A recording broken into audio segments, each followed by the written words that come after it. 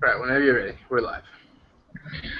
Coming straight from the twisted room of your parents' sex life, this is Lyrically Incorrect. We got Lou, we got Tony. What's How's it good? going? Here at Everybody, Lyrically Incorrect, we're always politically correct, so as always, let's get it started, fellas. get it. So, it's a unique episode, probably the first of its kind, because every episode we ask for feedback, questions, comments, concerns, and for the first 14 episodes of our podcast. Well, I know we had a fake question. It was probably like a bot question from Twitter, but we finally got like a real, legitimate question on iTunes. We got our first comment. Super excited about it. You know, it's awesome. Given it was one of my friends from college, but still we'll take it. You know what I mean? Hey, shout out. Why wouldn't we? Shout out to my boy Boogie Ben. I lived with him for 3 years. I went to UT, and he's a good guy. So, That's good. and I Appreciate appreciate you, Boogie Ben. Yeah, Boogie Ben. I'm pretty. Yeah, both of y'all have met Ben, right? Yeah. Cool, Yeah, man. so- Cool cat. He's the boogiest of the So bins. he's a homie. Just to give some background on Ben, he's from a small town in Central Texas called Bastrop, and you know, regular small town kid. But he spent a lot of time in Austin. His good family. He's dope. He's a hooper. He's really out here, fam. He's really out here, fam. He's making that dough. He's in gonna- the streets. He's one of them homies that's gonna change the world one day. Shout out to Ben. Anyways, enough dick riding. Nah, just kidding. But Ben's cool. Ben's cool. I'm just kidding. Damn. Mm. You're soon to be riding on some dicks, Lou. Hey man, you gotta do what you gotta do, right? No. Riding around. We gotta get this popping. I don't know about y'all, but by any means necessary. By any means. That's the Patriots, the by any means necessaries. There you go. By any means necessary. So we got our first question. It was on iTunes, and we were asked to analyze Super Rich Kids off Frank Ocean's debut album, Channel Orange. I don't know about you guys, but I'm ready to dive right in. So am I, man. So- Liquor, let's do it. Yeah. So I'm gonna be completely transparent and say that. I mean, Frank Ocean is dope, but I could never. Whenever I was younger, anyways, like whenever the album came out, I really wasn't too into it. I don't know. Maybe it was just like it felt a little bit too R&B for me. What? I'm serious, man. I mean, I'm just being. Is there any such thing as too R&B, if you think about it? That's like, baby, you wearing lingerie that's too sexy. You gotta...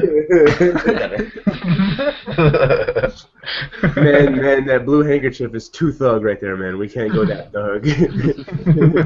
I don't know, man. It was a unique phase in my music listening, because I was like getting really into. You were into reggae at that time, weren't you? Yeah, I was really into reggae and a little That's bit when of. he was blunting it up every day and shit. Alternative Right? That's rock. when you used to sport the Rastafari hat, bro. I remember the dread hat. I remember that. Nah, man.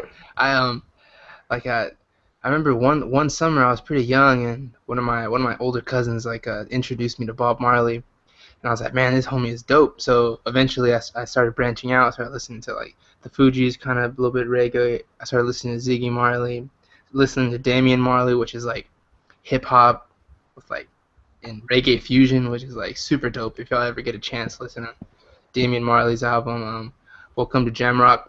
That's dope. Welcome And then, to Jamrock. And Damian Marley and Nas came out with like a Oh, yeah, that's right. Yeah, I like saw that. Yeah. like a duo album, and yeah, that is dope. Like it's really, really good. I actually had the pleasure to see them perform live at ACL back in 2010.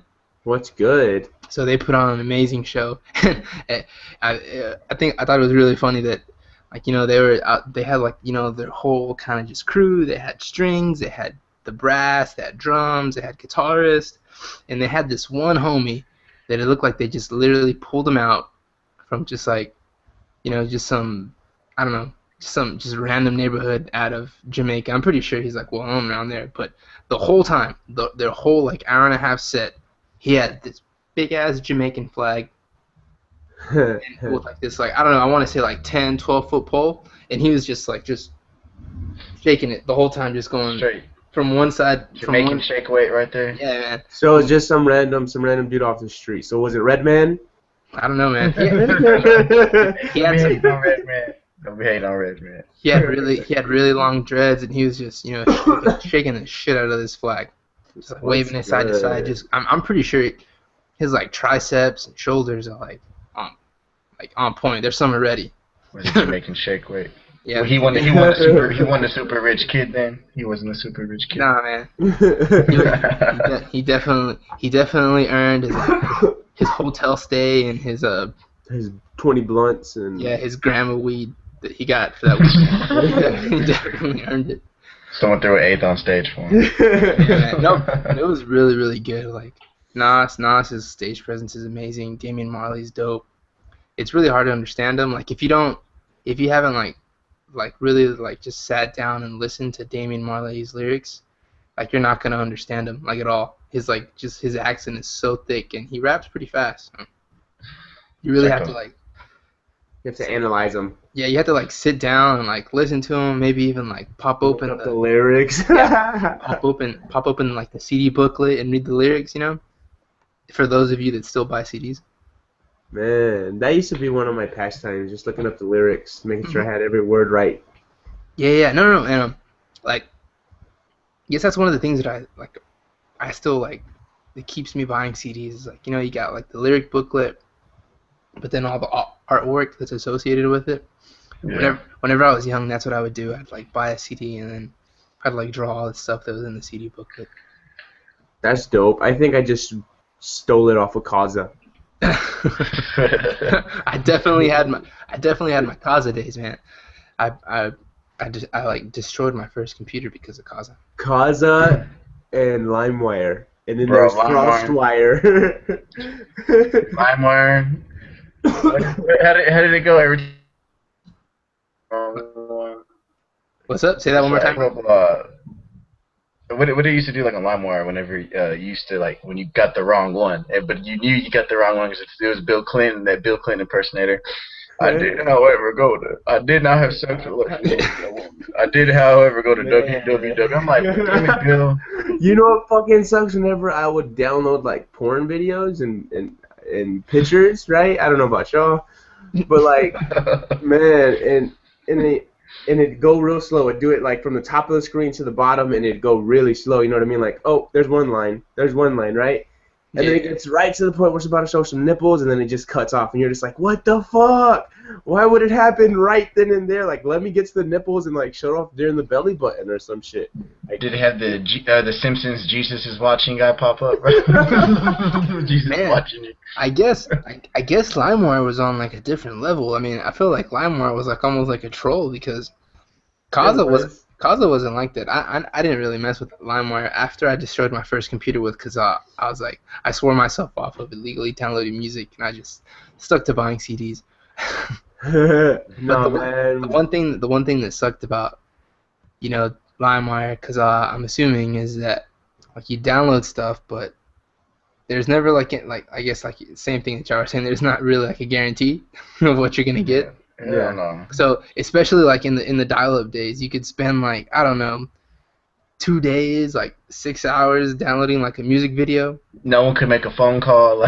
Yeah. No one could make a phone call. So you spend like these 6 hours downloading a music video there's no even reason to download a music video. You're just gonna watch it on repeat. Anyways, and you open it up, you play, and it's like just some random bullshit. It's not even what you expected, Bro, I got lucky because my brother was fairly into computers and shit. I don't know why he's a Mexican in the hood. I don't know why he was, but like we just skipped dial-up, bro. We just went straight to like DSL or some shit. Oh shit. So we had that occasional picture that fucks up, but I mean, it wasn't too bad, man. Yeah, no, man. The nipples, Tony. I remember having like 30 movies on my laptop. Yeah. No, I didn't have a laptop. I mean on my desktop, bro.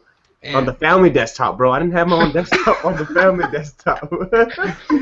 You had them hoes hidden like Big Booty Hole 13. Slippery No. Nipple 7.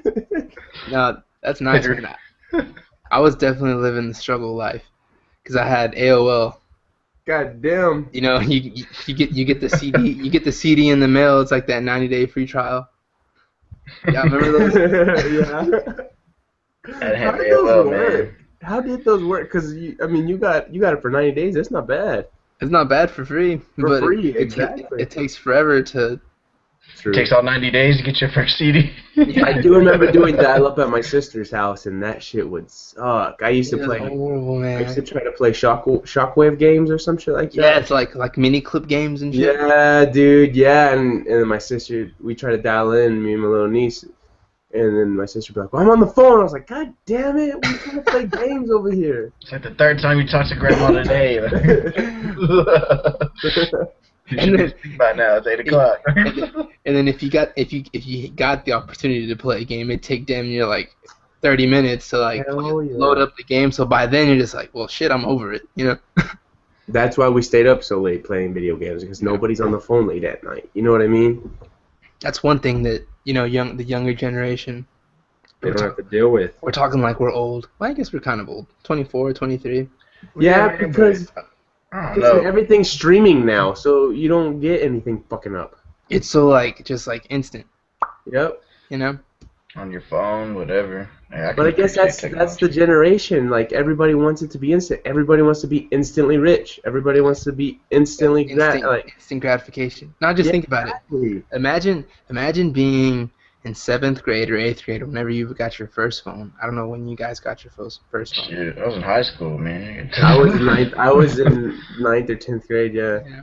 I saved up a little bit of cash from working at my dad's restaurant, so I bought my first phone at 8th grade. But just imagine being in 8th grade, and like you're able to watch. I mean, if you wanted to, you could go to school and watch pornography. You know, if you had like an iPhone. Oh yeah, man. I don't know if y'all. We actually, it's like a World Star Hip Hop moment where this one kid, man, it's like in junior high, straight beating it in class, man. No regard for human life. What the fuck? Just, I mean, it's like it stole from him. Yeah, that actually happened my 7th grade year at my junior high too. Some guy named Quentin. His name was Quentin. I won't say his last name, but Burns. Bro. I gotta edit. I don't give a fuck. We gotta edit that one out. I don't even give a fuck. Anyways, so he was trying to be slick with it. Like, he had his hands in his pocket, and he was just like just rubbing the shit out of his junk. Like, he had like a book. Like I don't like the listeners can't see this, but he had like a book like right here. I don't mean we gotta see, Luke. You ain't even got a book, bro. You ain't even got a book right now. At least he had a made sure book. everything was in full view. He put his laptop down so we could see all his junk and see what's going on. I feel like we're on chat roulette right now. Everything started off good for 2 minutes, and then out of nowhere, the guy just shows his dick. All right, so the main part of the story, he had a book trying to cover his junk, and he was just like rubbing the shit out of his piece with his hand, and it was like super obvious because his desk was shaking. But I mean, it takes some balls. Man, bro, what would drive you to like be that horny? Like, you know what I mean? Like, we get out of school kind of early, like at 3 o'clock. I feel like. Exactly, bro. Or, Exactly. you know what? You get like That's just You crazy. can go home on lunch. if you really like have like that urge, go to the bathroom. True. Like, teacher, I gotta go take a shit. Have you ever done that? Have you ever jacked off in a public restroom? No. Definitely have not. Yeah, me either. I was just asking. You know what I mean? I really haven't. I did have a friend in high school that he masturbated in the high school What bathroom. was his first name? His name was Caesar. So, Oh, the dirty, bro. yeah, the dirty man. No, it was so funny because we'd always just like chill after school for a little bit. We'd chill after school or after football practice, and we were just talking. It's like, yeah, man, like there's just like this really like there's this girl that I've been thinking about in class, and she's like so hot, and she was like wearing like this tight-ass shirt and some tight-ass pants today, and I couldn't handle it. So I went to the ROTC bathroom and I cranked one out and rubbed one out and just Went back to class. Damn. He was hands down the horniest kid in our class, bro. For real. Hey, he was honest about it. He had no shame. Yeah, I'll give him that. he didn't have You shouldn't any have realist. shame. You shouldn't have shame. He was the realest, bro. But to each his own. To Hey, each that's his own. cool. I couldn't I do can't that. judge him. I can't judge him. I won't judge him. You know, and I'm honestly sitting here trying to think because I might have at some point in my life, but I just don't think about. I just don't think about it because it's nothing. It's not a big deal. So I'm trying to think, and I can't really think of anything. Shout out to Texas Lean out there. Yeah. Oh yeah. Just to give the listeners some context. If Tony at any point his voice just kind of slows down, He starts speaking in chopped and screwed. he starts stuttering a little bit. Chop. You know. Goddamn, we hit the chopped and screwed era. That's what happened when that happens. Yeah. So he's sipping on a little bit of perp right now. Hey, So hey, how'd you get a hold of some? promethazine, bro. Yeah. So I was just sitting here and I'd be coughing, right? Because I've been having. Hold on, man. Hold on. And then magically the promethazine genie popped up. No, I was just chilling here watching a movie with my mom, and I was coughing, and I've had this cough for like a week or so. I had a fever, but it went away. It's just a little cough. Nothing of it. She was like, "Oh, here, I'll go get something for you." I was like, "No, Mom, it's alright," and she never did it. And then maybe 20 minutes later, she heard me coughing. She's like, "Okay, no, I'm gonna go get it." She never did. Another 30 minutes, she's like, "All right," and then she just brought it, bro. And my dad's like, "Oh, it has codeine in it too." I was like, "What's good? Wait, what?" She hands it to me, and it's promethazine. I was like, "What's good, Mom? Mom's coming through." Mom always takes care of you. That's the one thing about Mexican moms. Mom's Like, coming through. They don't They're like, their own doctors. They don't. There's. and they don't throw away medicine. They don't. It's weird. Like I don't know if you want if you were to check the date on that promethazine bottle, you know, it might be a little dated. It's like I don't know, 09, bro. I don't know. It's hitting me pretty good. I can't even open my eyelids right now.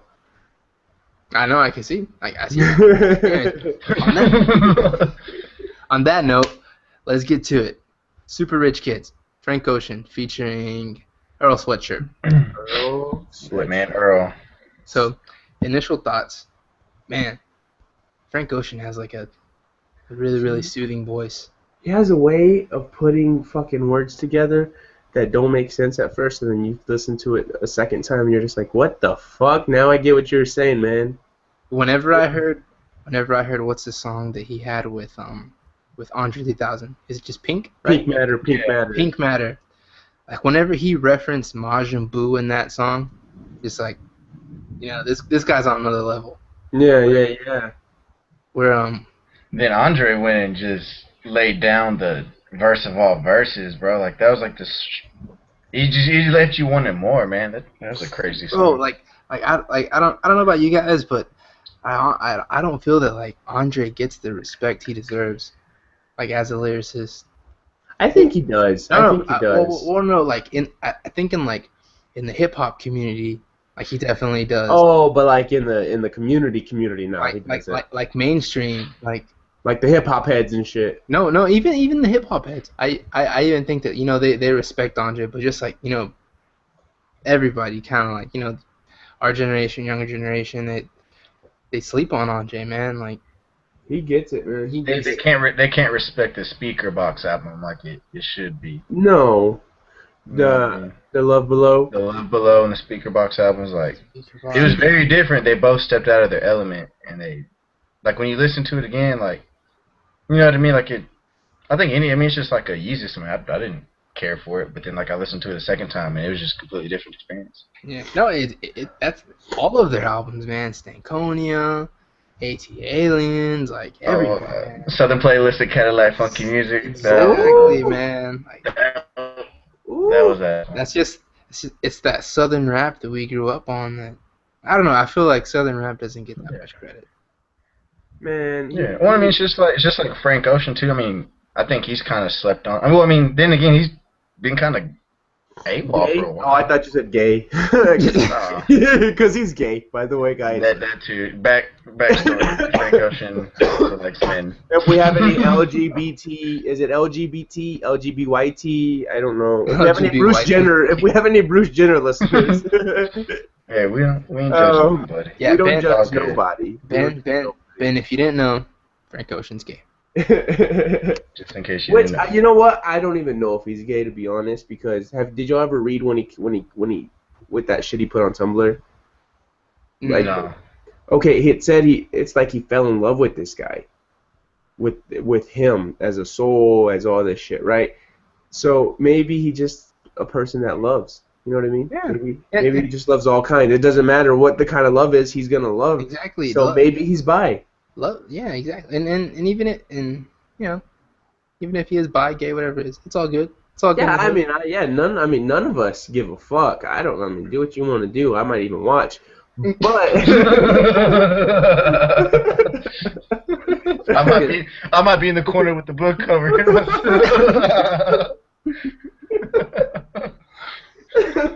man, Frank Ocean, he could soothe me to bed. I don't give a fuck.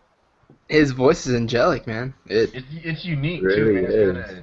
I mean, like these like little shows where people go and they sing and they compete to be the last one standing. The viewers The vote. voice and all that shit. Yeah. Yeah, man. Like there's some unique voices in there, but those people never make it. And it's kind of like Frank Ocean, man. It's just like he has such a unique voice and he puts it together so well, and it's his own style and it's his own unique twist on the way he sings and like.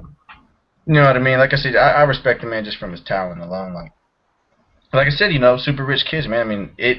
Not only does he sing it crazy and just the context as well, the lyrics behind it, the way he delivers it. You know what I mean? That soothing voice that Tony's talking about. Like it's just he's kind of all over the map with it. You know what I mean?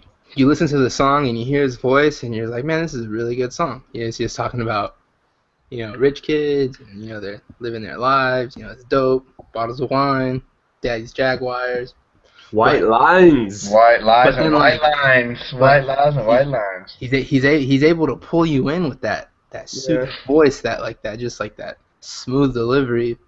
But then he's really dropping knowledge on you, man. You might not even know it the first time listening to the song, second time listening to it, but he's really dropping some knowledge. So I guess that's a good segue to actually get down to the lyrics. To the nitty gritty, yeah. So I don't know about you. This is the first time we're doing this, so we just go bar for bar, or yeah, let's do bar for bar. Yeah, I don't think it would take too long to go bar for bar. Yeah.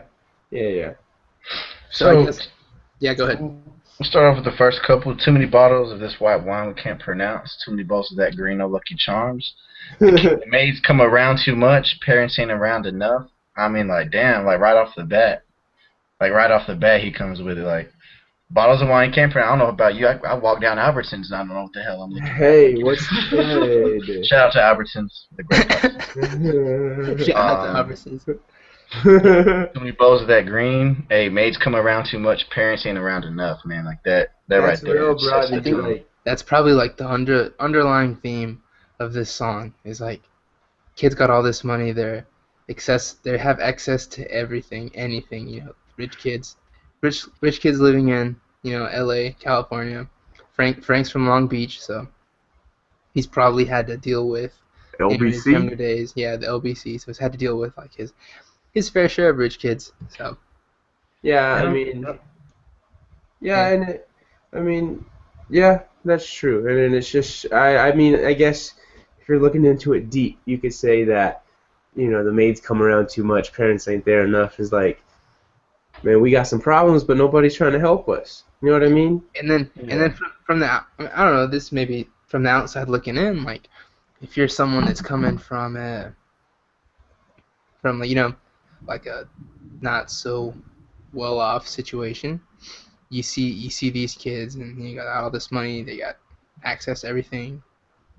They got to be happy as hell. Their families may not be there, but But at the same time, they have access to everything. So you're probably feeling a little salty, a little jealous. Like man, like I see my mom struggling over here. Working her ass off. He's probably having to help out around the house, and yeah, it's everything so much easier for that other side.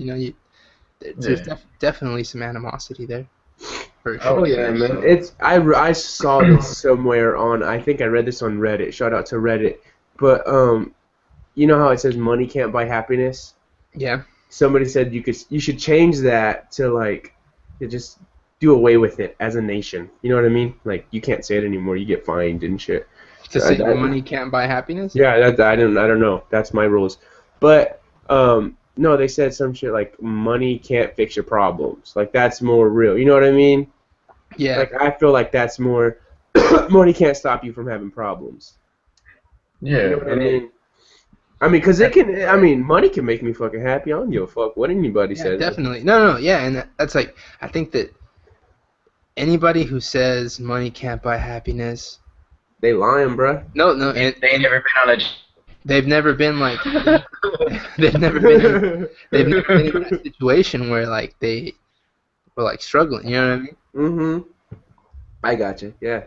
So I mean, if I mean, you give a homeless person $100, he's gonna be happy for I Hell don't yeah. know, a week, maybe a couple days, but he's gonna take that $100 and he's gonna be happy because he's gonna be able to put some food in his tummy. Yeah. Probably buy a couple 40s. But what it won't do is it might not fix his depression if he has depression. Yeah, exactly. It'll make you happy for a while, but it won't fix those underlying problems. It ain't gonna fix problems. And I think that plays into his next couple lines, like, you know what I mean? Too many joyrides and daddy's Jaguar, too many white lies and white lines. Like, the thing is I mean, and I'm not saying that. I mean, people who do drugs do whatever they can afford to do. But let's face it, people with money typically like to do cocaine. You know what I mean? It's a rich man's drug, yeah. But the other thing is, before that, he says white lies, like too many white lies. Like, it's true, man. Like, people that have money just, fake. He says loose ends and fake friends. Like, that's like you said, money can buy you temporary happiness, but you can't. It's like Tony said, you can't escape those loose ends, those fake friends. You know what I mean? Those lies, the things you believed in that weren't even there. You know what I mean? And I think that might have to like, if you like really like, I don't know, maybe this may be over analyzing things, but like say joy rides and daddy's Jaguar, your dad's trying to show you a good time, trying to cover up for some of them white lies that he's telling you. We talking about incest or? No, not not incest, but maybe daddy's fucking around, maybe daddy got a coke problem, but he's trying to cover it up by taking Take my jag. Take my jag. You have all this. Take the credit card. You know what I mean? He's trying to cover up for like these. Do some retail therapy. Yeah, exactly. So same thing. Super rich kids with nothing but fake friends, and that just it just comes to the territory. If you get a little money, if people know that you got a little money, they're gonna flock to you. Yeah, they're gonna try to be. No money, no problem. You see that everywhere. Hell yeah, man. No. It happens. So I guess then we get to like Frank's first verse. Starts off, start my day up on the roof. There's nothing like this type of view. Point the clicker at the tube. I prefer expensive news. What do you guys get from there? I mean, I feel like he's trying to say he wakes and bake when he starts up on the roof. I don't know what y'all got from that. I don't know if I'm looking too deep into that. Kind of got that. Or if he's like in like that's why he says there's nothing like this type of view. Or if he's like living in like goddamn New York City and he's just living in a skyrise. You know what I mean? Yeah. So I don't know. But we know he's from the LBC. He's from the LBC. Yeah. So I mean, and it ties into the next one. Nothing like this type of view, but he talks about pointing the clicker at the tube. So he's on the roof, but he's on the couch at the same time. Yeah, he's like, I have this amazing view, but I'm gonna watch some TV. So it's like, you're kind of over it. Like, been there, done that. What else is there for me to do? Over this stuff, you know what I mean? Yeah. I wonder what I prefer expensive news. I never quite. I guess maybe like a badass TV, like the 1080p. We're over here still rolling on the antenna. He got cable. Yeah, So, probably, man. That's probably you probably just nailed it on the head. You could say that, or you can also say like news, like, oh look, that's new. Yeah. yeah, I could go. I You think know what I mean? Like I love expensive news. I like new shoes. I like new socks, bruh.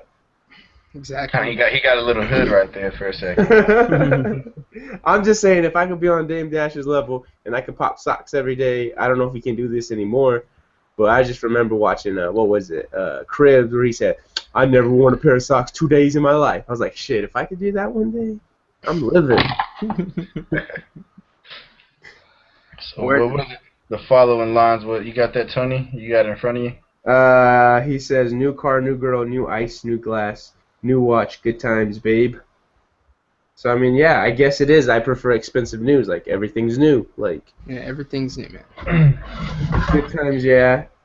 She washed my back 3 times a day. This shower head feels so amazing. I don't get that at all. I don't know. Tony, you of all people should understand what people do with shower heads. I understand that. Oh, it is Frank Ocean, so. Yeah. I don't know where you putting that shower head. Tickling his ass. Y'all think it's tickling his asshole? I don't know, man. You're the one watching. You're the one watching, bro. We'd like to say he puts it on the jets, where you get 3 sprays coming out of the shower head, and he just rotates them out around. No, but I really don't get the 3 times a day. I don't get it. Yeah, he has a girl that bathes him. You know, what more do you need? You're I living like life. that. You're living life right there, man. I think it's around this part where it goes, "I dynamite." I love that part, bro. That's from like an old show or some shit, right? I can't recall. It's dynamite. Oh, was it Good Times? No, was it Good Times? I think so. Yeah, I think it's Dynamite. I don't know why I can't remember. I'm terrible with the shows and I'm terrible with names in general. That's an oldie. I guess then we can just get into the next line. We'll both be high. The help don't stare. They just walk by. They must not care. 1,000,001, 1,000,002, 100 more. We'll never do. So I guess it's just that kind of is just saying that they're obviously always doing drugs. The maids, they don't even care. They're so I had a lot of. It's just a regular routine thing. It's obvious they don't have Mexican maids. Because if they had Mexican maids and nannies, bruh, they'd be taking the fucking care out of them. You know what I'm saying? Well, I had a lot of friends. I had some friends that, they had maids. Like, to me, that was unusual. Growing up, I didn't understand that. Just because, I was, you had to clean. If you had to clean, you had to clean. So I didn't understand. But, growing up now, it makes sense. I'm not judging nobody, but it ties back into the maids around too much. You know what I mean? They're obviously says they're high. The help don't care. They don't stare. They just walk by. They don't care. They used to tell me, I had those friends that used to tell me that they'd have all their stuff, their pipes and all that, whatever, blah blah blah. And they get done cleaning and everything be clean, right? Because the clean lady came, and then they would have they put all their pipes and stuff they would even clean their drug stuff. Yeah, I'm like, damn, you know what I mean? Because at the end of the day, man, they don't, that's just, they're cleaning, yeah, that's, unfortunately, that's just their job. Their job isn't to be your mom or your dad. Their job is to clean your house, Yeah, they're not there to discipline you. Another big line, 1,000,001, 1,000,000 do. Money can't fix your problems, you know what I mean? It's never enough, right? It's never enough, yeah, that's one thing. It is never enough, especially if you're feeling alone, parents aren't there, always doing drugs. I feel bad for privileged kids because the unfortunate part is they have so much access to stuff, to a lot of things, man, and to find it themselves, man, they just try to find different things to escape, I feel. Yeah. Their parents aren't there just as much as, kids from less means, you know what I mean? Their parents aren't there, their dads miss games, their dads show up, parents, should say just dads, but mom and dad show up a little turned up for games and stuff, you know what I mean? It's supposed to be about your kid and you're over here trying to have a good time. No, that before you get there, you know what I mean? Definitely true. And I remember whenever I was in second to, I want to say 5th grade, I played on this soccer team where I was like, there was like, 3 or 4 of us. They were just, just we weren't like wealthy by any means, just regular middle income, lower to middle class kids, and then like the rest of the people on the team, they're like extremely wealthy. That their parents would roll up in Navigators, Escalades, and they'd have all the dopest gear and the best cleats. But there's a few dads that would come, they'd come to practice every day, but they'd obviously be drunk. You could smell it. You could smell it on them. Damn. They're driving their kid home and shit after. That's crazy. Yeah, and it's nuts because they're dropping their kids off and they're chilling out, just talking, cool. It's not like those kids don't smell or don't know. You know what I mean? Just like your parents aren't stupid, they don't know. Same thing with your kids, man. They like little sponges, all the way till you move out, pretty much. That's gonna be me as a dad, I think. I ain't gonna lie, man. I'm like, I don't give a fuck, but I mean, yeah, man, I'm gonna go turn up for my kid, bro. Hell yeah, we could turn up on a Saturday morning, bro. I used to turn up on Tuesday nights. Nah, but then kind of like I was definitely going back to like maybe Frank Ocean's point of view where you may be a little salty about it. Like I was definitely salty growing up because, whenever I played soccer, my dad could never go to my soccer practices. He'd make it to the games because it was like I'd play Saturday mornings. He didn't have to work, but like during the week, my dad couldn't go to my practices, and I'd see kids with their dads at every practice. I was definitely just like, man, I wish my dad was here. He could coach me up, see how I'm improving. So I'm definitely going back to that. Definitely. Yeah, I mean, he was just working hard, He was just working hard, and it just kind of stings. You just the animosity because your dad works hard, and you just wish he was there to see you working. Yeah, hard, I mean, you know what I mean? I'm never gonna hold that against my dad. Oh no, of course. I know. Makes you kind of hate your parents for a little bit. I never hated my dad for that because I knew that he had to. He had to do it, he is a provider. My mom worked a little bit. Just to kind of tie back into this, whenever I was young, before my parents opened up a restaurant, whenever I was around 12, I was like 13, 14 years old. My dad was a waiter, and my mom actually cleaned houses. So I never held that against my dad. I hardly saw my dad because he was always working, but never held that against him because I knew he had to do what he had to do. Yeah, man, I definitely understand that. I'm kind of the opposite of Lou. I hate to be playing the violins, but the one thing I always kind of held against myself just for a while is because, like my dad, he actually had a chance to go umpire the next level of baseball. But what he did, and I didn't know this until way after the fact, and I was just not mad at him in a sense. I was mad that he did it for me. He actually gave up that opportunity to step up to that next level, and that was his second job. So he had an opportunity with his second job to step up and and have an experience, man. NCAA games, man, that my dad loves baseball, so and I just kind of regret that he did that because he didn't want to miss a game. He didn't want to miss practice. He didn't want to miss a game. And I had mad respect for my dad, and I like Lou's dad has got same, and Tony's dad as well. Like our parents worked hard, and I think that's where we kind of pick up our habits. You know what I mean? As far as what it takes to be a man. I don't know, bro. I don't know, bro. My dad be slacking sometimes.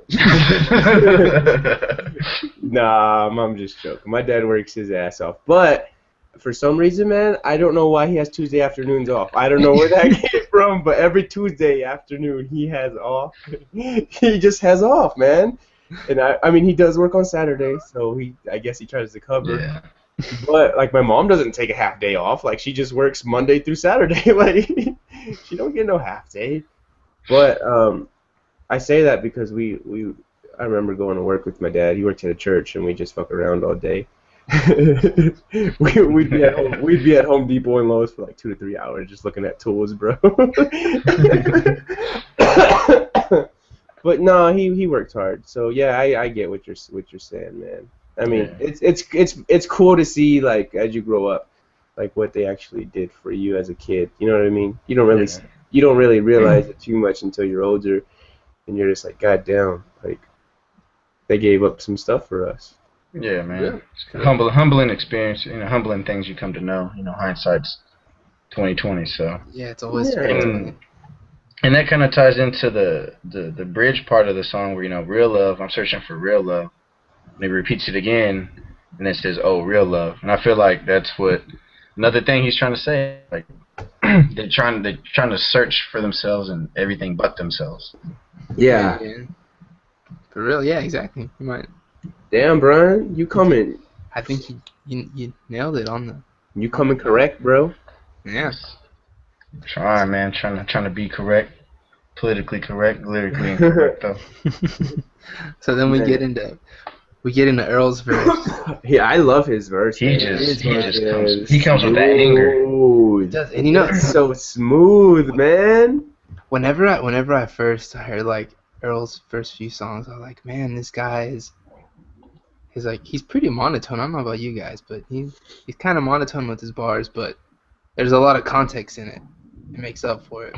But at first it kind of threw me off but like I said, after listening to the song, I think his delivery and the way he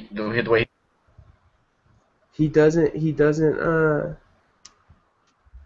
Uh-oh, what happened? No, you're good. You're in it. Did I lose him? Oh, okay, my bad. This man's thundering like crazy over here, bro. There's just two Brians now. I hear the Hey, you got Brian like this. Yeah, there's a frozen Brian like this. Bro, Brian Square, dog. That's gonna be one of the nicknames they add to the list, Brian Square. Brian Square. I don't know, man. I feel like he's smooth and like the words that he had to spit in those bars, like he didn't trip up on anything. You know what I mean? No, and like perfect delivery. He definitely had some hate towards the privileged kids, man. Like for sure. And I'm pretty sure he did that. I can't see him doing more than a couple takes on that shit. You know what I mean? Nah. I can't see him doing more than I could see him going in, doing that, and be like, all right, we good. Because his deliveries, it's smooth. It's not at a fast pace by any means. It's just but he gets the job done. It just flows. Close your eyes to what you can't imagine. We are the Zanny or the gashing, caddy smashing, bratty ass. He mad, he snatches daddy's jag and use that shit for batting practice. Adamant and he thrashing. Damn, man. So, yeah, I think that pretty much kind of sums up what we were talking about. These kids got a lot of things. They probably have a lot of frustration built up. Maybe dad wasn't around enough. Maybe mom wasn't around enough. Doing drugs, just kind of over it. Being reckless with their lives. Yeah, and like when it says, purchasing crappy grams with half end of cash you handed, panic and patch me up. Pappy done latchkey to us, and latchkey, means when you come home to an empty house. Yeah. You know what I mean? Toying with these raggy ends, and mammy done had enough. Brash as fuck, breaching all these aqueducts, don't believe us. Treat us like we can't erupt, yep. And I feel like that's how some people do treat their kids, man. Like, you're just a kid. Like, what problems do you have, man? You know what I mean? And trying to give them cash to patch them up, bro. Yeah, exactly. And they blow up on the car, man. Shit. And I want to make a point that in the one line, purchasing crappy grams with half the hand of cash you handed. Just like on the Long Beach connection. So Frank's from Long Beach, Snoop Dogg's from Long Beach. And Cameron Diaz is from Long Beach as well. And apparently Snoop Dogg and Cameron Diaz went to the same high school at the same time. And for those listeners, Snoop was dealing back in the day, and he actually sold weed to Cameron Diaz. But it was the crappy grams. It was he sold her shake. It was what he called the white girl weed. You can damn near sell them oregano and they wouldn't even know the difference. And then he's over there with no seeds, no stems, smoking a sticky. I wonder who Snoop's dealer is. Bro, he probably has like suitcases, man. Like, when you see those vlogs, man, they get like suitcases. It's probably like unreal, dude. it's probably a dispensary that doesn't give a fuck, or it's just like some grower that Well, just grows a lot let's of just weed. think about it. Does Snoop even buy? Do you think he has to pay for weed? I don't think he has to pay for weed. I think a lot of people give them to him to like just smoke this shit, but I think he does buy some. I He mean, might buy a little bit, but I'm pretty sure he gets a ton of free weed, and it's just like, then, him saying like, "Hey, this dude got the good shit" to all of his industry homies is worth like tenfold like what he would have to pay if like true. pay for the Some weed. some people just had a just being like a different type of groupie. Maybe just like, man, I just want him to have my shit. Like, you know what I mean? Exactly. But he says he smokes 87 blunts a day, bro. No, he's down to 86 now. Oh, okay, he's cutting back, but man, One blunt at a time. but if he's being true with that, man, blunts are thick. You know what I mean? You use a lot of weed. I think you waste a lot of weed with blunts. So somebody has to be getting an ass load of weed for free, man. That's That's a lot, yeah. I mean, if he's doing a gram of blunt, bro, that's 87 grams just right there. Like just right there, 87 grams. All right, another question. Do you think Snoop rolls his own blunts? He is an artist, so I'm gonna say I yeah. think so. I think so, man. Because it's kind of one of those things. You're just chilling. You wake up, you chill. You know, you're like, what do I gotta do for the day? You eat your breakfast, you're rolling your blunt. You know what I mean? You seal it up and you just start smoking. I think so. Yeah. If he's smoking 86 blunts, But he's not. Yeah. He's not rolling all of on. them. No. You know, he might roll up his first blunt, then you have like that lunch blunt, and then that blunt right before you go to bed.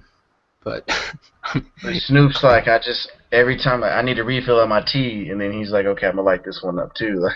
Like, God you know damn, what I mean? I Appetizers just got here. Gotta go ahead and get number I 12 just in washed for my the day. hands. Let me smoke another blunt. I'm gonna ask you guys because I'm a every blue moon or so I will indulge in some marijuana use, but Tony and Brian there, I don't know, I'm just gonna put it out there. You guys for a while, we're smoking heavy. Yeah, we were. What's like the most amount of weed you've smoked in a day? Damn. I don't know. There was one summer where me and Brian were buying like a quarter each a week.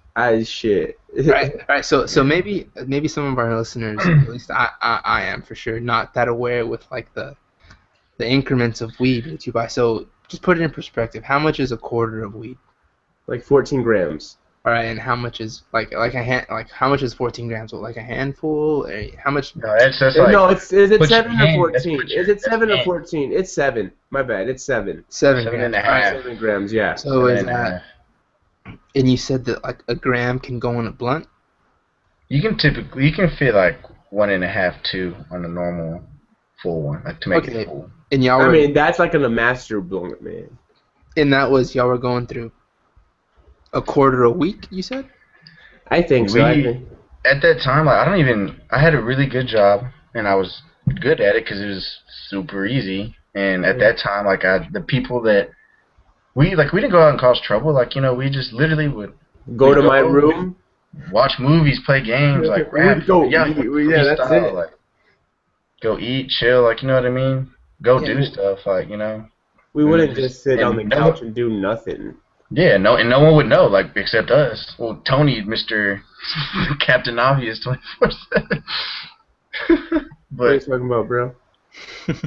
everything no one would even know, and then Tony would, like, just come out of nowhere, just with a bag of potato chips and some cheese. Like, I was like, damn, Tony. Man, I used to But- get lunches like a motherfucker. But then, back in the day. But to do that much, man, like in a day, I've I'm never gonna say. looked. I'm I gonna mean, say, like, if you want to count it by a day, man, we made brownies and that used like two quarters, and that's in one day.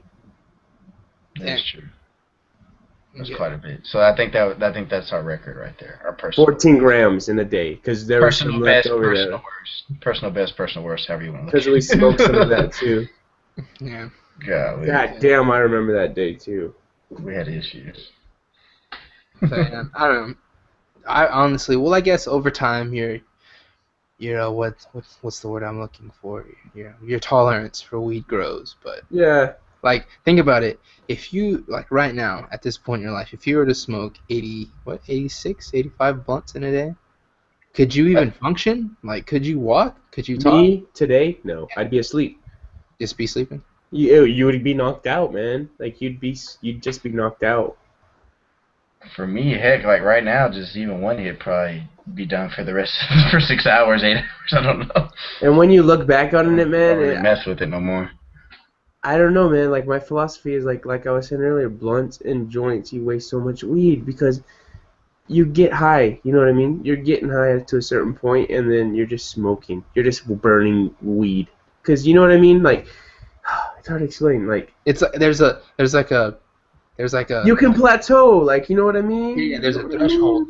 Like there's like you go up and then Yeah. Yeah, Like it's not what's the flat line. point of it? You know what I just mean? flatline. Okay, that makes a lot of sense. So maybe 86 blunts is excessive.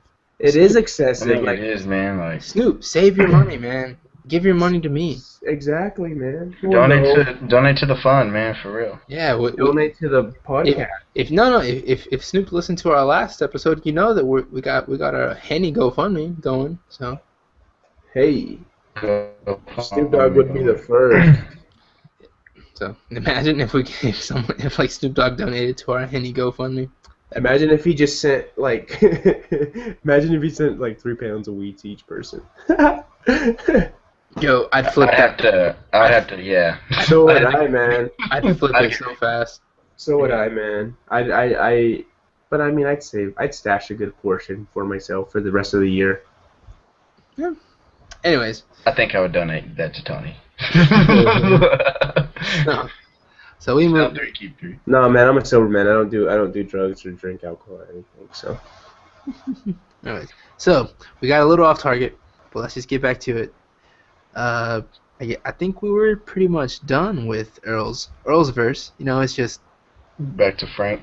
Well, maybe, I don't know. Let's see. We talked about the crappygrams, the white girl weed, handy cash, using the cash that your parents give you and trying to make you happy or whatnot.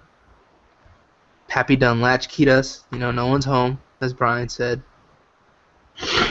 Toying and Raggy Ann's and Mammy done had enough. I don't know. That line's interesting. Nothing I think, dang, man, I think it's basically talking about, like, girls, like, dad's messing with girls, and Mammy's mom's done had enough. So and he's just trying to patch it up, you know what I mean? Like, Yeah, he's literally just, hey, man, here's money. Don't say shit to mom. okay, I got you. Yeah, that makes sense. Raggedy Ann's, it could just be like some chick, you know? Some Yeah, redheaded just- bitch with 2 pigtails. Yeah, Exactly. man, that's crazy. Imagine that. Whoa, I don't know, man. That's just like so fucked up. If you think about it, I mean, I don't even want to like imagine that in my household, but just thinking about knowing that your dad is being, you know, doing that. Treating your mom like that. Oh, I don't even know. I don't even want to think about it. Yeah, I think No, man, that'd be fucked up. I think we should move on to the next. to the next line. Let's move on to the next subject. Moving on. And on we go. Yeah. So brash as fuck, breaching all these aqueducts. Don't believe us. She just like can't erupt. So I think we nailed that on the head earlier. Yeah, pretty much just You know, blowing up, man. He can't take it no more you're emotion. blowing up. Yeah, man. The levees are breaking. Katrina. Bush doesn't love black people. Hell no, he He doesn't. doesn't. He did. Did y'all see that? He had a speech at a graduation. Yeah, recently? SMU commencement. He said Brian, did you hear it? Nuh-uh. He was like, well, I want to congratulate everybody that's graduated with honors and all these achievements and all this shit, right? Congratulations to you. And then he goes, to all the kids that got C's, you may one day be president. Kept it real. W. My first roommate in college was like A W fan? he's like such a W fan, man. I think he read his book like 16 times? You mean the dude that can make C's writes books? He probably didn't write. He probably didn't write it. He had probably someone write it, put his name on it. But yeah, I think it was called Decision Points. My roommate, he read that thing like so many times. I don't understand how you could be a W fan though. Like, you know what I mean? Like, you could be a WWE fan, but like, let's just take off a W. Let's just take off a W and an E, and he's just a W fan. Like, how are you just a fan of a president? Like, do you just follow him? Like, oh shit, W just he opened the library today. Holy shit.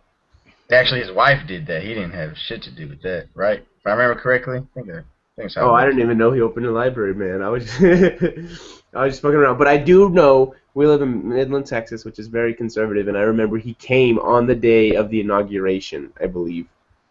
I believe, and I remember. You thought they were rioting over there in Baltimore. These people were ready. With big-ass W signs, and I remember driving downtown the closest I can get to, like, a barricade, and being the little hoodlum that I am, I was bumping Young Jeezy, My President Is Black, bro. No. You told me about Oh my gosh! And you should have saw the faces. we hung out that day. I remember that. That's funny. People were like, "What the fuck?" I actually met Laura Bush one time, which was kind Really? of cool. Yeah. Well, She's a pretty lady. I met her once. Like, I actually introduced myself and said hi, but I've seen her twice because they're George and Laura. They're both from our hometown, Midland, Texas, and they Laura she's eating at my dad's restaurant twice. So it was kind of cool. That's It's really cool. just kind of crazy seeing all this Secret Service kind of just pop up out of nowhere. You know what I mean? It's like Yeah. Mhm. two guys showed up and just kind of They scoped the scene hard, don't they? scoped it out. I made eye contact with damn near everybody, We're and then they just sat down. Two more came in, scoped it out again, but not as hard.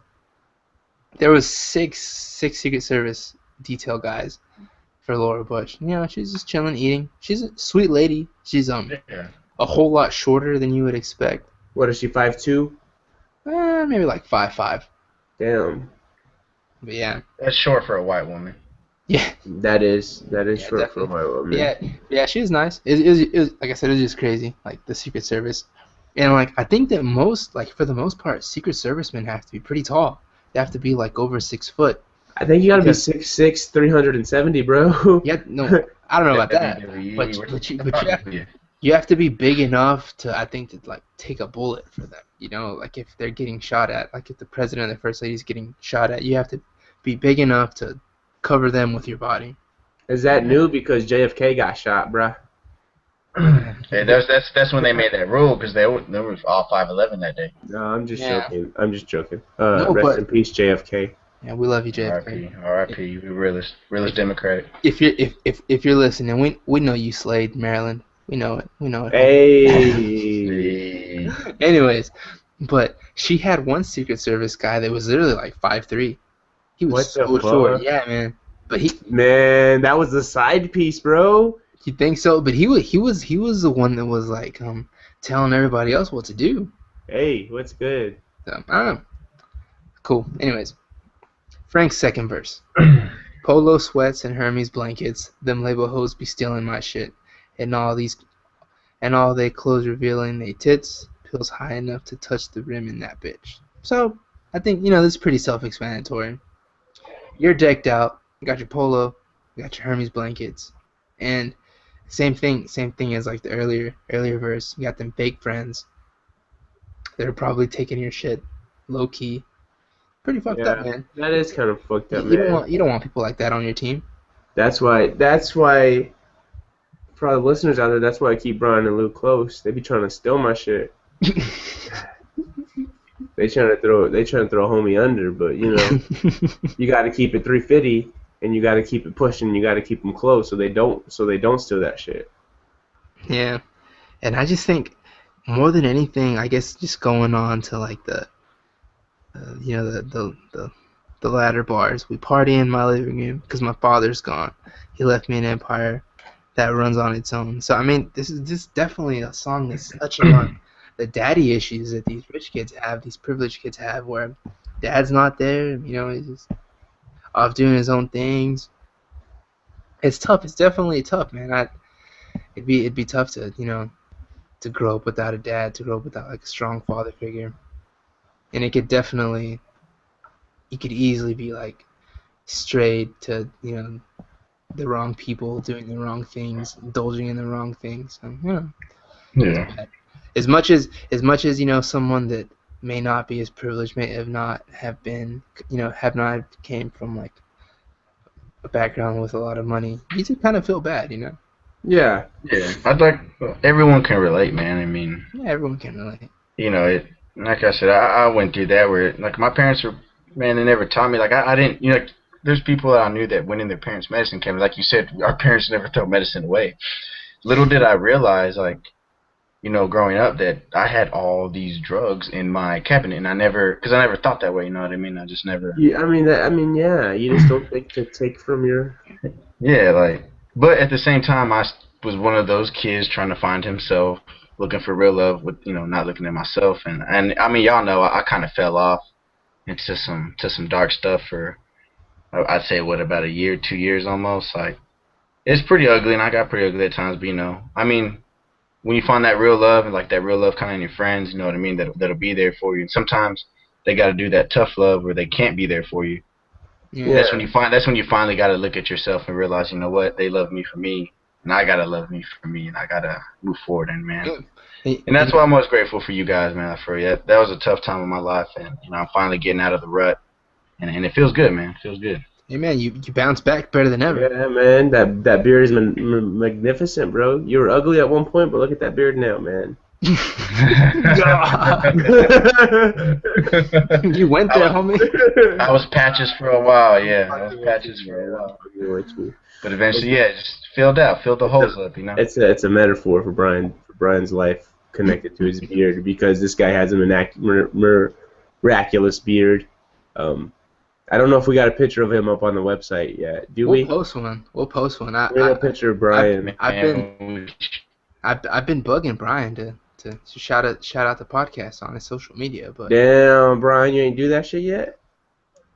My bad, dog. Let me tell you how committed I am, man. I don't even have an Instagram. I just logged in one day. I downloaded the app, logged in, did the post, and I deleted that shit again, bro. And I think it only got like 3 or 4 likes, bro. Like nobody wants to hear nobody wants to support somebody when they're trying to do something. But when you post a bottle up of that Heno, they go like crazy, man. I gotta hit the team. hit that hashtag. We probably talk shit about you, because I almost hashtagged that, bro. We gotta get that one going. We probably talk shit about you. That'll get people listening, because we probably have talked shit about you. So hey, but you know what? Just like Frank said, so all I gotta do is whatever the fuck I want. All we ever do is whatever the fuck I want. Yeah, man. Or we want. That's what he said in that line. Yeah. So just to hop on Frank's third verse, the final verse, which I think is probably the most powerful verse in this whole song. We end our day on the roof. I say I'll jump, I never do, but when I'm drunk I act a fool. So I mean, it's just kind of like Earl mentioned, you just kind of have all this anger, all these problems kind of boiled up, and you don't know what to do. You're thinking, do I end it? Is this too much for me? But then you just realize you're drunk. You realize that you gotta quit being a weenie. Man the F up. Nah, just kidding. That's really, man up. People die every day. That's really insensitive. But no. But this kind of touches back that you don't know what other people have to go through. You don't know what they're going through. Yeah.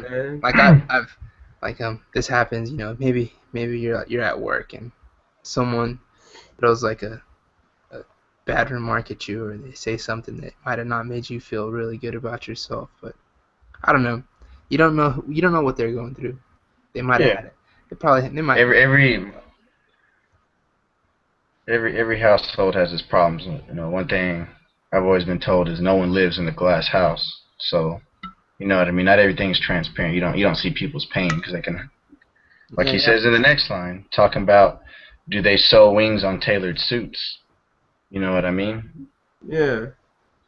I think that's pretty, like Lou said, man, it's probably the most powerful verse is just to end the song. Yeah, yeah, for sure, man. You want to lead us on to the next one? Yeah, yeah, for sure, for sure.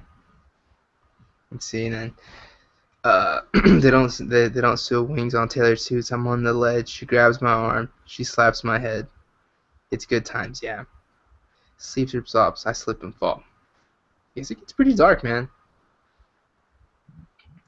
Yeah, I actually jump in. I don't know. I don't know about you guys, but like I said, you don't know what other people's problems are, but just from my personal experience, I don't know, just for me in general, it's never, it might be bad, but it's never as bad as you think it's gonna be. That's just kind of Yeah, my that's personal true. thing. That you might think times are shitty, but it's never. And also it could always be worse. It could always Yeah. be worse. And Yeah, you only have one life to live. You wouldn't want to be the one to end it. You know what I mean? But Yeah. extremely powerful. You slip, you fall. The market's down like 60 stories, and some don't end the way they should. My silver spoon has fed me good. But yeah. really, so I think that's pretty clever. The market's down like 60 stories. Probably talking about, Just him in general. yeah, yeah, yeah, falling down. I think they might even had to do something with like the actual stock market. Maybe Pops isn't making that much money. Maybe. Oh shit. You know what I mean? Well, like I feel like it's kind of like the market's down like 60 stories. Like he was the super rich kid, and now his market's down 60 stories. Like you know what I mean? He's fallen, like literally fallen. Yeah, You know what I yeah, mean? From being the super rich kid to to his death. yeah, yeah, yeah, for sure, for sure. Hey, so I just realized. Okay, so you know how he has like a lot of everything's like a metaphor and shit in his album. You know what I mean? Like everything's, you know what I mean? Like, okay, I don't know for y'all, but for me, I have a tough time getting down some of my thoughts in my head, like on paper and shit. So the best way to like tell somebody how it is like through a metaphor. You know what I mean? Does that Yeah, make sense? Okay, Yeah, so yeah, yeah. I'll definitely feel you. what if this all ties into him being gay, man, and like he's not a super rich kid or anything, but that's the only way he could show it to us. You know what I mean? That he was going through this bad time and like he thought about like, hey man, I should just send it, but then he ties it into something that everybody would get, like, oh, super rich kids, they Like don't have money. problems. Like he might have had everything. You know what I mean? He was writing songs for goddamn musicians bigger than him. You know what I mean? Like Beyonce's and shit. He was writing their stuff before he came out. So like maybe he was just like maybe he was the super rich kid without being the super rich kid. You know what I mean? Yeah. I That's don't true. know. Yeah, that's true. That might be one of the things that, because I mean, if you listen to this guy's album, like there's so much shit in there that's just like it's just so off the wall that you're just like, what? And then you got to think about it, and you got to think about it, and then it connects to a problem. You know what I mean? Yeah, Yeah. definitely. I never really thought about that, man. Whenever I first heard this song, I was like, oh, he's definitely, talking about kids that he maybe grew up despising. But that might be true. He might have despised himself the whole Yeah, he time. might have despised himself. Like Wasn't finding himself. I had everything. Like, He had why would I take everything away from he him? had everything, but he couldn't. Maybe he didn't have that inner peace God that he damn. wanted. God damn. Frank Ocean, hit me up, bro. I think I figured you out. Yeah, definitely. We can make sweet love babies. That's dope. So yeah, That's dope. you hit the outro. Real love.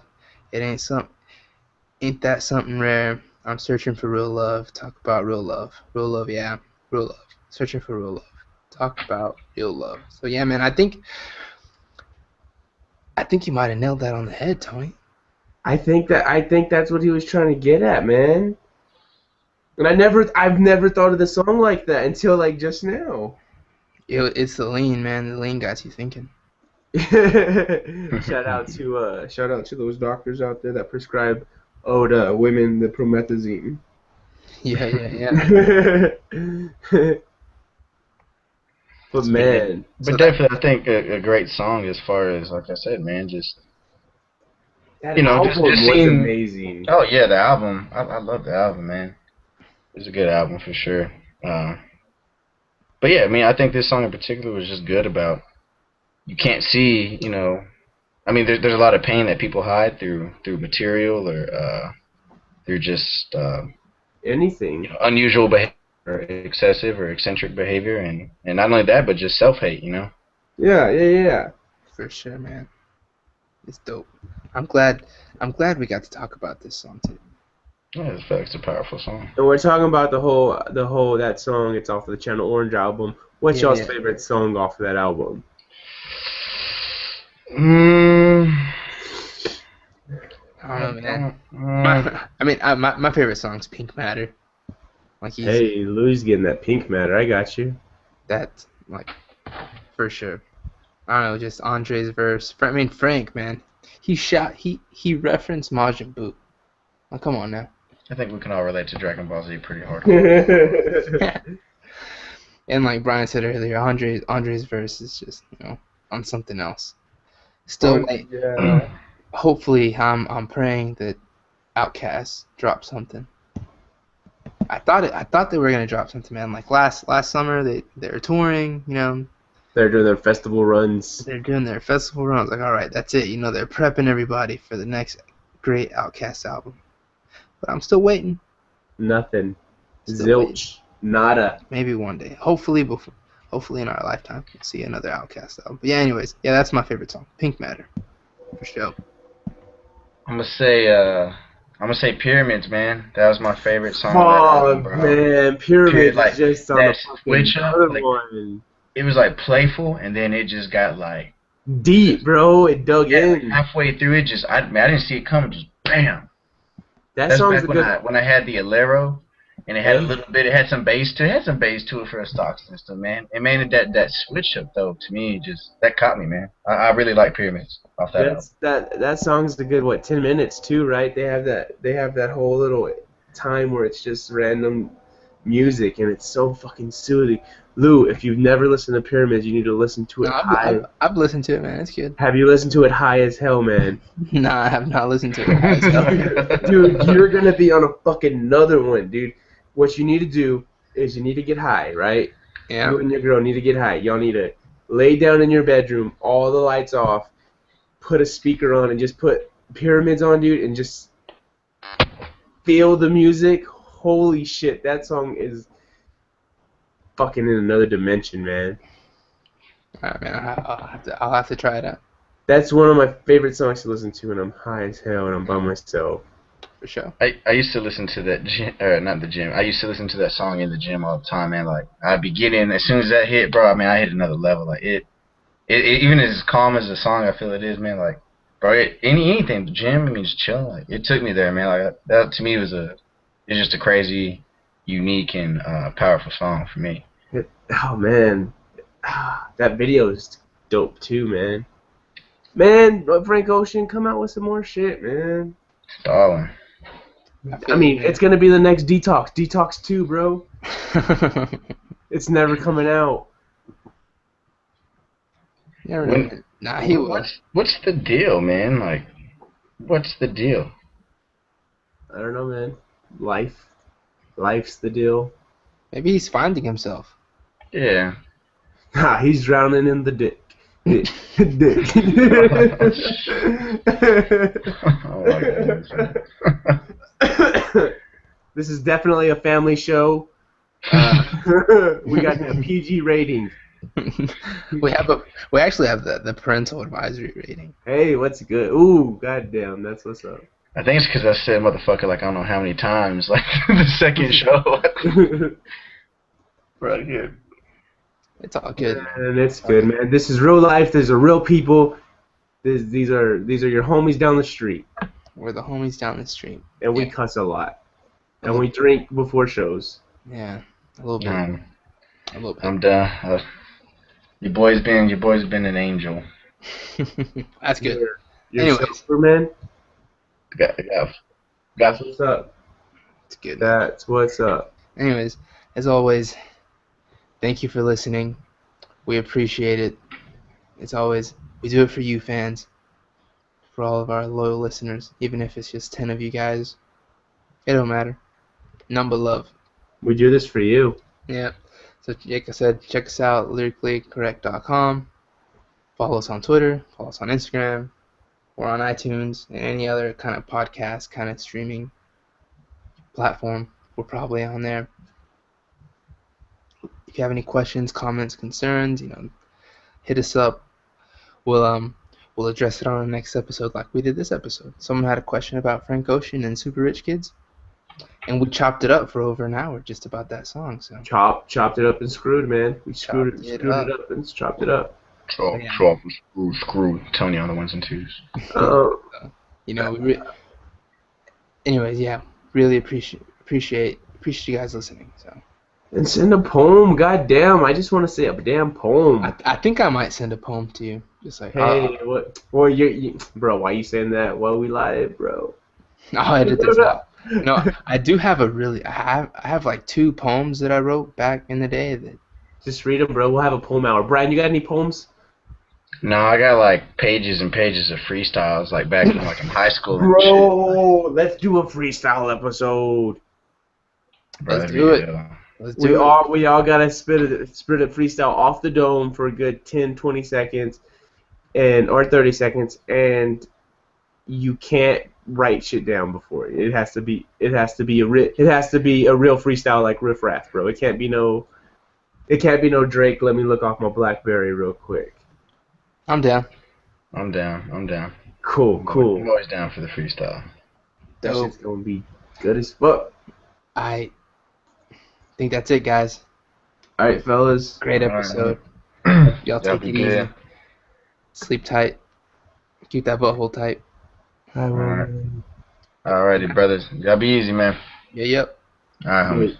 Back.